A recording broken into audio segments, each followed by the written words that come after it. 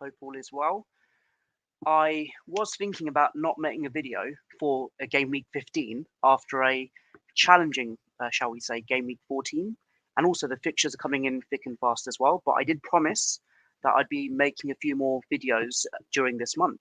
So look, without further ado, let's get straight into it. I'll start off with how Game Week 14 went for me. And I'm making it sound like a damp squib. It's not as if I got a deep, dark red arrow, but it kind of does feel like it when you'll see the damage that's been done. So, Game Week 14, first of all, yes, I scored above the average, 58 points versus 54. Made the one transfer, which technically didn't pay off because Son outscored Saka.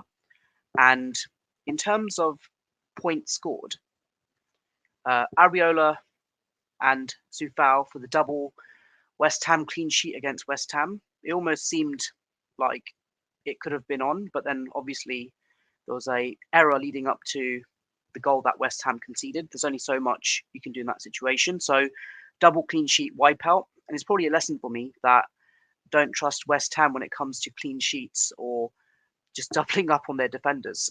In terms of the other defenders, Gabriel conceded so late on, and of course, I think like a lot of people in my rank tier have an Arsenal defender anyway, but knowing what I knew with the players that I benched, I really wish I had those clean sheet points. And he was on course possibly for a bonus before he conceded the goal as well. And then Tsimikas, again, it was an absolute goal fest against Fulham at Anfield, 7 goals in total. And yeah, just to be honest with you, just grateful he chipped in with an assist in the end. And then onto the midfield, massively disappointing to say the least.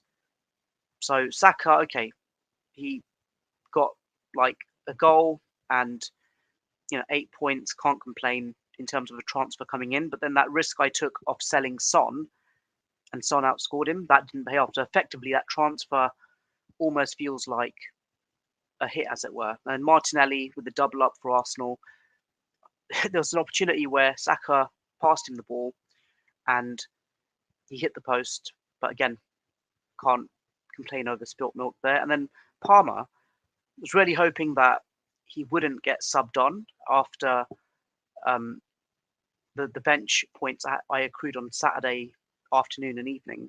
So yeah, 1 point cameo there. Annoyingly, a penalty was scored for Chelsea just before he came on as well.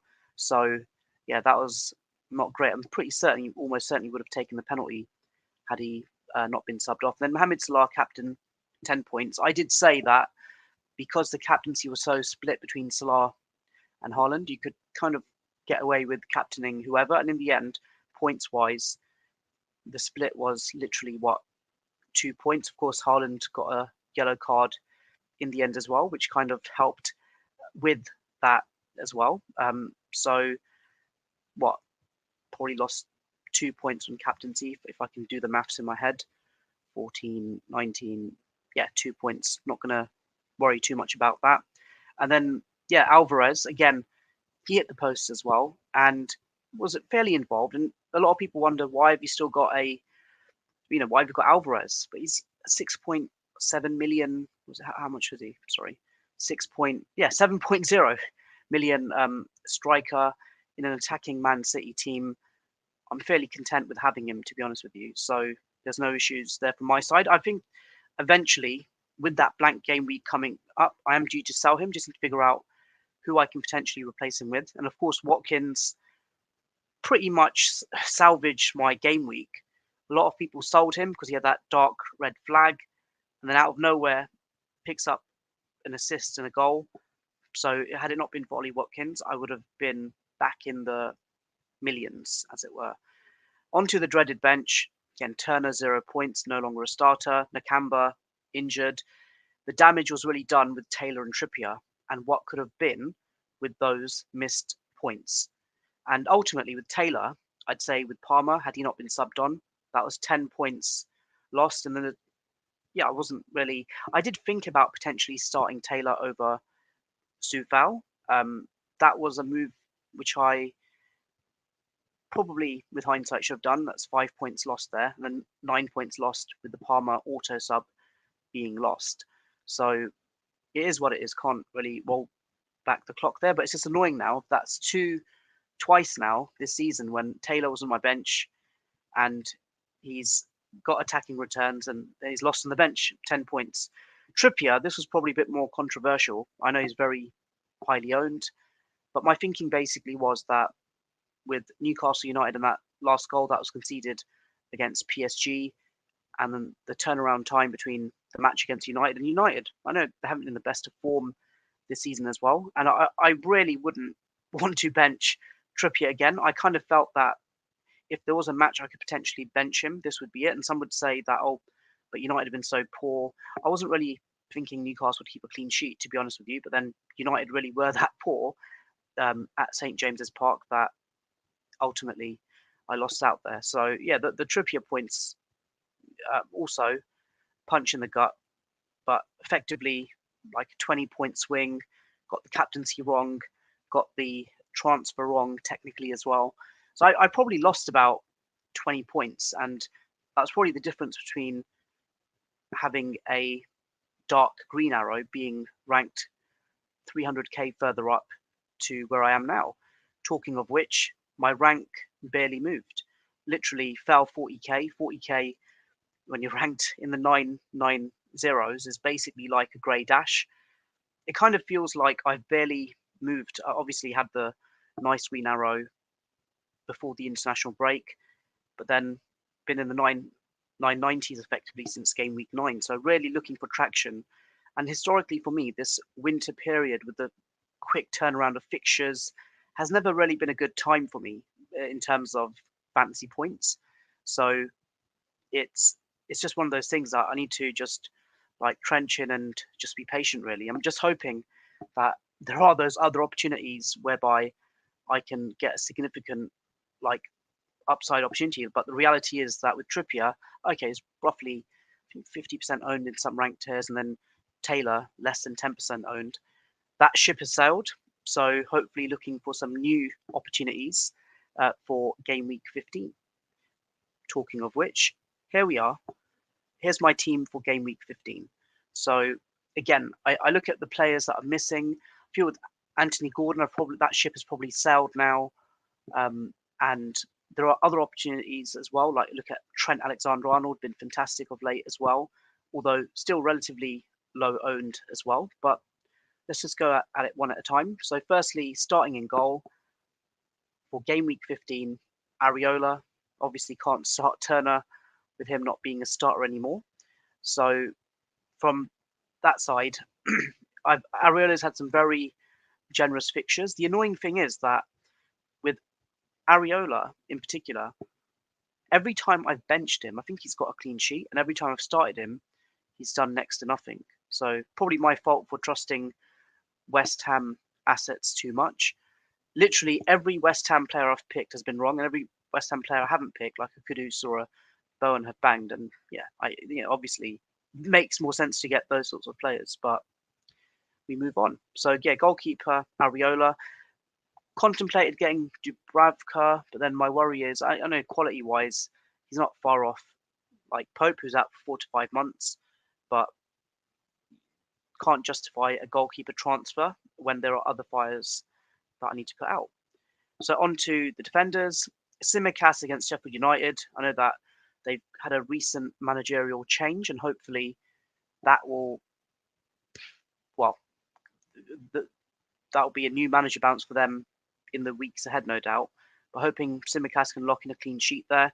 Finally starting Charlie Taylor. I think I've started him once before, didn't do much, and yeah, Wolves away will be a difficult one for Burnley, but not hoping for a clean sheet. But Charlie Taylor's now shown that he can score, he can assist, so hopefully there's more in his locker for game week 15.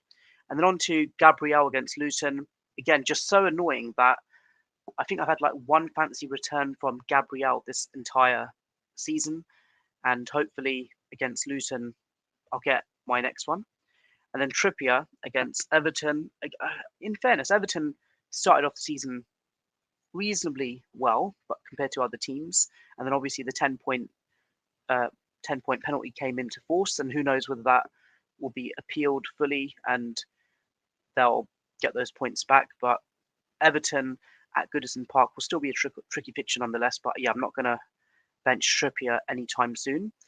Talking of which, for Newcastle United's upcoming fixtures as well, there's Everton, Tottenham, Fulham, Luton, Forest, pretty much up until Boxing Day, probably starting. Yeah, maybe I could make a case against Liverpool at Anfield and then Man City 2 weeks after. I could probably consider a sub-1 option again, but other than that, I wouldn't want to bench him. And then on to the midfield.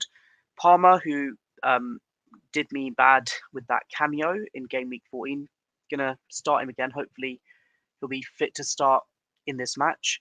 And I kind of feel if I had that extra few million, I could have got 500,000. I could have got Anthony Gordon, but my head was set on Palmer as a like 4th, 5th starting midfielder, as well as a sub-1 option. So yeah, no regrets there. Just hope that he can do something for me, and I hope that that bandwagon hasn't finished. Mohamed Salah is the captain against Sheffield United.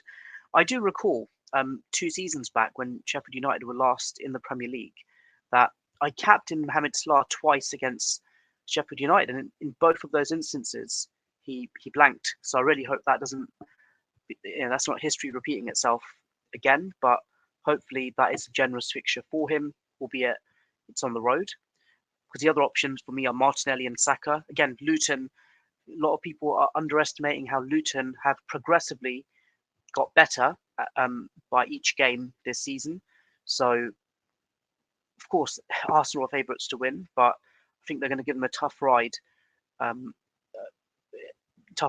during the midweek. So, got those 2 players, but as you can see so far, no transfers. And on to my final 2 players, Alvarez and Haaland against Aston Villa, which basically means that I haven't made any transfers for Game Week 15. I'm just banking on the logic that hopefully I can have someone in my locker for the extra free transfer for this busy fixture period. And I feel I've got enough depth in the bench as well. Again, Haaland, could I have captained against Aston Villa? I probably could have, but Villa with Emery at Villa Park seem like fairly resolute. So there'll be an interesting matchup. I've got no doubt that Villa will score, but then got Ollie Watkins as my sub-1. So if there is a not shock benching, but expected benching, then I hope Watkins could be a potential auto sub for me this time around. But I've got no doubt Villa will score. It's a question of who will score against Man City. And then Soufal, massively disappointing. Kind of wish I didn't buy him. I literally bought him because I felt that 4 of his next 5 games I could potentially start him. So I would have benched him against Tottenham, of course. And then Fulham and Wolves, I'm still potentially hopeful to start him. But then obviously Man United, Arsenal, Brighton, probably have him on the bench for the fixture period as a sub-2 or a sub-3 perhaps. But he's been a disappointment so far. So there you have it. That's my team for Game Week 15. No changes apart from subbing on Trippier and subbing on Charlie Taylor.